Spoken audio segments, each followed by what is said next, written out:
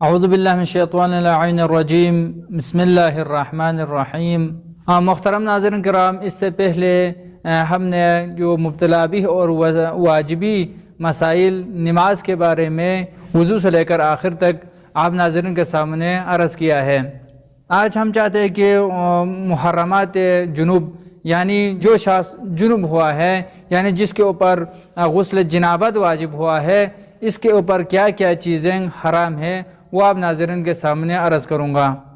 Number 1، وہ شخص جس کے اوپر غسل جنابت واجب ہوا ہے، اپنے جسم کا کوئی حصہ قرآن مجید کے الفاظ یا اللہ کے نام کے ساتھ مس نہ کرے، نہ چھوئے۔ اور مجتہدین اعظام فرماتے ہیں کہ احتیاطاً پیغمبروں اور ائمہ علیہم السلام اور حضرت زہرا سلام اللہ علیہ کے نام کے ساتھ بھی، اسم کے ساتھ بھی اپنے ہاتھوں کو مس نہ کرے۔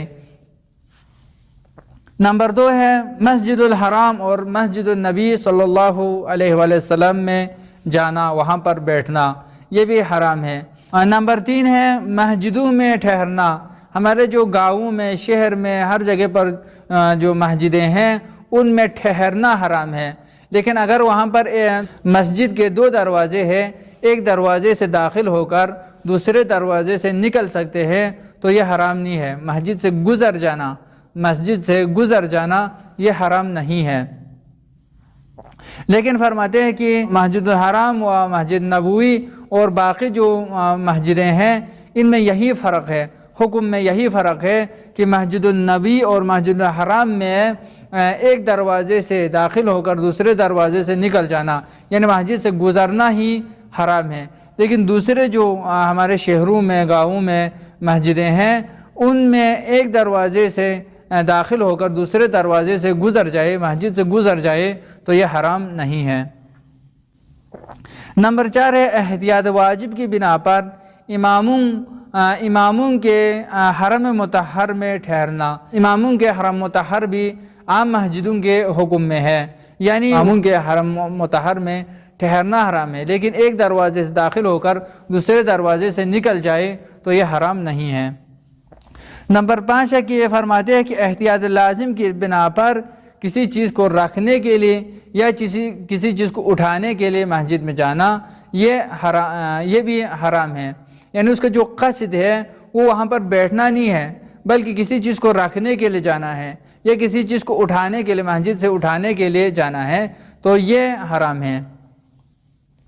نمبر 6 ہے ان سوروں کی تلاوت کرنا جن میں سجدے واجب ہے۔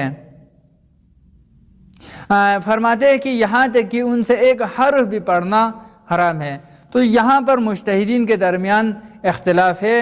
بعض مجتہدین ان سوروں میں سے ایک حرف بھی پڑھنا حرام سمجھتے ہیں، لیکن آیت اللہ سیستانی دامت اللہ علیہ و آیت اللہ رہبر معظم دامت اللہ علیہ، یہ 2 بزرگان فرماتے ہیں کہ ان سوروں میں سے صرف وہ آیت جس میں سجدہ واجب ہے اسی آیت کا پڑھنا حرام ہے، باقی آیتوں کا پڑھنا حرام نہیں ہے۔ ایک مسئلہ ہے کہ آیا جہاں پر لوگ اکثر نماز پڑھتے ہیں، وہاں پر مشہور ہے کہ لوگ نماز پڑھتے ہیں، ہر ایک آ کے وہاں پر نماز پڑھتے ہیں اور وہ جگہ صرف نماز پڑھنے کے لیے بنی ہوئی ہے، تو آیا یہ بھی مسجدوں کے حکم میں ہے یا یہ بھی مسجدوں کے حکم میں شامل ہے یا نہیں ہے؟ تو فرماتے ہیں کہ یہ مسجدوں کے حکم میں نہیں ہے، اور وہاں پر جو نماز پڑھنے کے لیے مشہور ہے وہاں پر نماز پڑھتے ہیں لوگ، لیکن مسجد کے نام پر وہ جگہ مخصوص نہیں ہے، مسجد کے صیغے کے ساتھ وہ جگہ مخصوص نہیں ہے، تو وہاں پر بیٹھنا، وہاں پر جانا حرام نہیں ہے، وہ مسجدوں کے حکم میں نہیں ہے۔ والسلام ورحمۃ اللہ وبرکاتہ۔